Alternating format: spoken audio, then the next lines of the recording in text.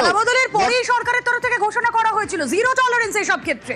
আর কি বলছেন রাজনৈতিক ব্যক্তিত্বরা? লাস্ট 15 বছর আগের সরকার জন্ম মৃত্যুর সার্টিফিকেট নিয়ে অনেক দুর্নীতি হয়েছে ভোট ব্যাংকের জন্য। যারা অযোগ্য তাদেরকে সেই মতো সার্টিফিকেট দিয়ে দেওয়া হয়েছে এবং আমাদের বিশ্বাস বাইরের রোহিঙ্গা অনুপ্রবেশকারীদেরও বিভিন্ন বর্ডার ডিস্ট্রিক্টে করিয়ে দেওয়া হয়েছে। সুতরাং গতকালও ক্যাবিনেটের ডিসিশন হয়েছে যে নিয়মে বা যারা দিতে পারতো এতদিন জন্ম মৃত্যুর সার্টিফিকেট, সেখান থেকে ওটাকে চেঞ্জ করা হবে।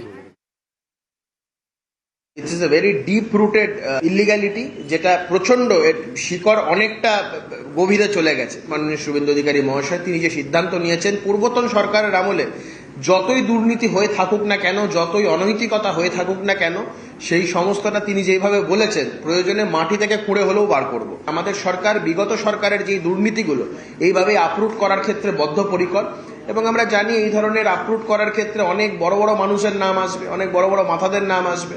তো আমরা তাতেও আনমুখ, যেই আসুক, যারই নাম আসুক, যাই আসুক না কেন, আমাদের তদন্তের মতন করেই এগোবে। কোনো দুর্নীতি হয়ে থাকলে দুর্নীতিকে প্রশ্রয় দেওয়া উচিত নয়। দুর্নীতির বিরুদ্ধে ব্যবস্থা নেওয়া উচিত এবং যারা দুর্নীতি করছে তাদের সাজা পাওয়া উচিত।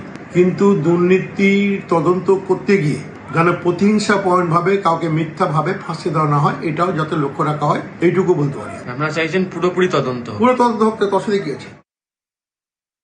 এটা কোনো কাজের কথা পুরোটা হতে পারে না। পঞ্চায়েত, পুরসভা বা জনপ্রতিনিধি মানেই ভুল দিচ্ছেন এই কথাটা ঠিক না। কে গ্যারান্টি দেবে যে সরকারের অফিসার বা সরকারি লোক বা আমলারা খারাপ কাজ করেন না? কেউ।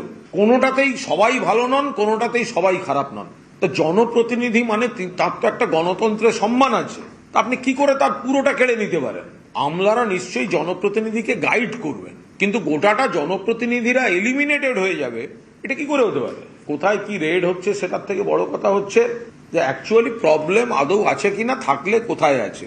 যদি কোনো অবৈধ কাজ হয়ে থাকে তার বিরুদ্ধে ব্যবস্থা হবে, আইনের পথে চলবে, রাজ্য সরকার ব্যবস্থা নেবেন, কে বারণ করেছে?